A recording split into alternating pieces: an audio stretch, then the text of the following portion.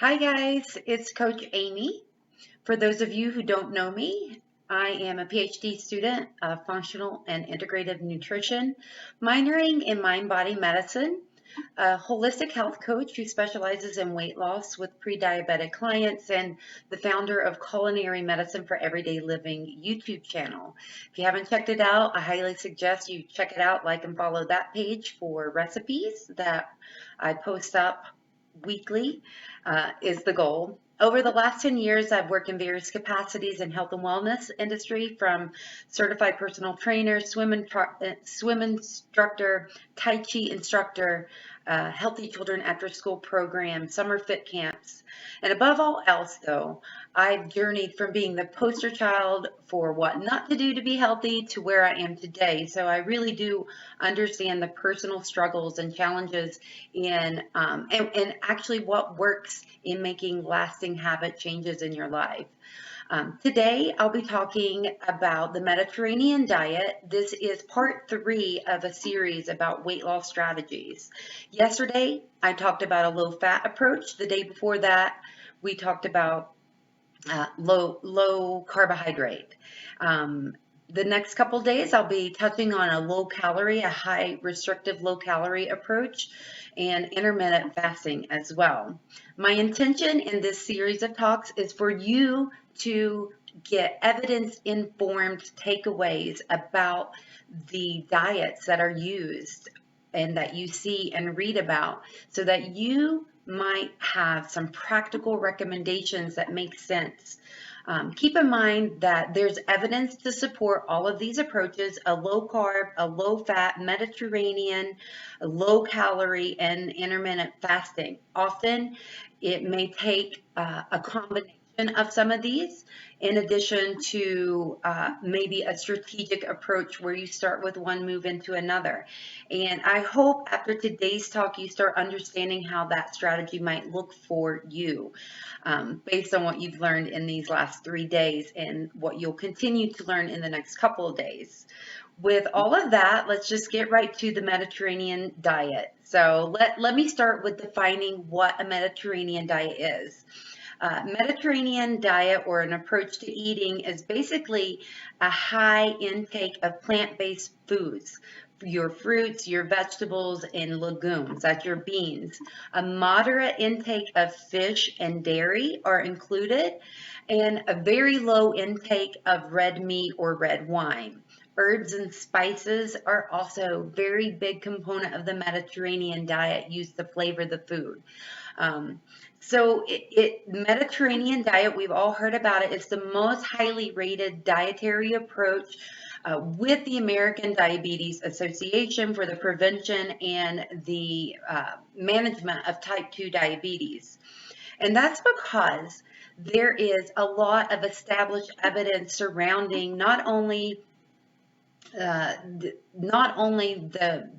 benefits for prevention and management of type 2 diabetes, but it's considered one of the healthiest diets and has evidence supporting the longevity that, based on the epidemiological studies. Tongue-tied there. Anyway, the Mediterranean diet is packed full of what we call in the nutrition world functional foods. Again, I said I'm studying integrative and functional nutrition. So what's a functional food?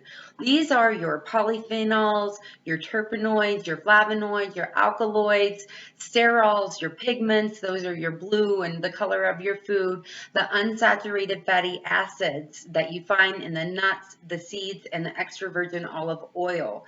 So not only are there links that these components reduce the risk of type 2 diabetes and heart disease, but these components are linked to preventing cancer, depression, obesity, asthma, as well as cognitive decline. It supports your brain health.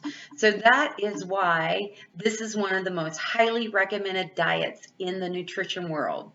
It's also one of the most researched diets with the most positive results. The plants that make up the Mediterranean diet, they have enhanced all those those flavonoids, terpenoids, polyphenols. They have antioxidant, anti-inflammatory, anti-cholesterol properties. They promote insulin sensitivity, reducing insulin resistance. Furthermore, there's a direct study, which I'm going to have posted in the comments below for my science people who like to look at the research. When they compared the Mediterranean diet to a low carb and a low fat diet for weight loss, so they looked at the 3 diets that we've covered in the last 3 days. So in a short-term approach at 6 months follow-up, I think it was 6 months, but the short-term weight loss, it might have been 12. The low carbohydrate in the Mediterranean diet actually had about the same amount, both of them with a significant weight loss over the low fat diet. So the Mediterranean and the low carb were about the same and had a significant amount of weight loss that promoted that. However, the significance of this study is that they followed these patients and did a 6-year follow-up. And in 6 years, the Mediterranean dieters actually had sustained the most amount of weight loss. The low-carb diet gained a little bit, and the low-fat diet gained even more weight back. So what does that tell us? What can we imply about that result is that the Mediterranean diet is more sustainable, and a lot of times it's because the foods, you're getting a nice variety, well-rounded amount of nutrients, and you've got a lot of flexibility in your cooking abilities and the food that you get to eat. It's really satiating diet. So it's also worth noting that while this diet, the Mediterranean diet, shows short-term weight loss and long-term weight loss, there's another study called the Pyramid study, again, which I'll link below, that showed that, Mediterranean diet still can reduce the incidence rate of type 2 diabetes regardless of weight loss. So again, this circles back that this diet is full of those functional foods that are working in your body and reducing the insulin resistance and increasing your insulin sensitivity. So the big takeaways today is there's really not much negative to say about the Mediterranean diet. Especially when it's approached as a lifestyle.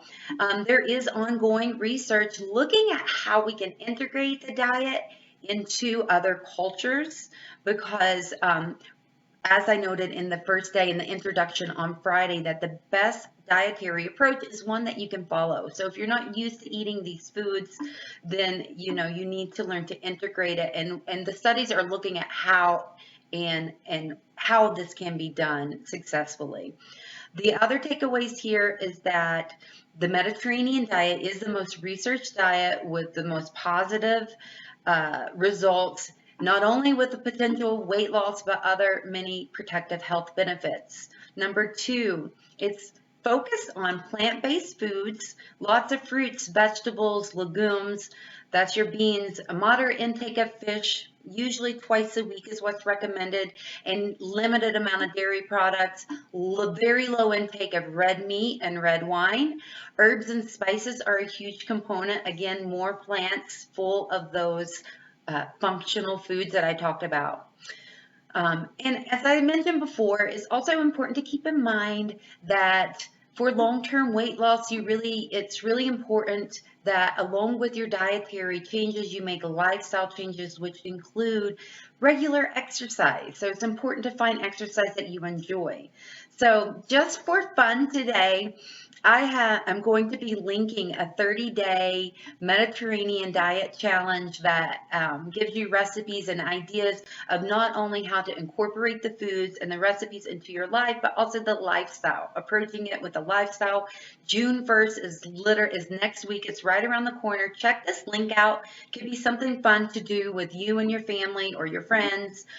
Try out the Mediterranean style of living. And it's also important to keep in mind, I want you to remember, implementing new habits and eating styles is a key part to success. And another key part is having the support and positive feedback. And working with a knowledgeable practitioner, coach, registered dietitian, nutritionist can help keep you on track. So if you're interested in having that one-on-one with me, send me a private message. We'll spend 45 minutes looking at where you are, where you want to be, what's worked, what hasn't worked, and what approaches might be the best one for you to investigate. And then if you're interested in, if you think it's a good fit and you want to work with me, great. If not, finding that support is key. So, and having a rapport. So that rapport with the person that you're working with is an integral part to your success, whether it's me or someone else. Seek support. So guys, thank you for joining me again today. Tomorrow, I'll be looking at a low-calorie approach, and after that, intermittent fasting. So thank you again, and I'll see you tomorrow, guys. Bye for now.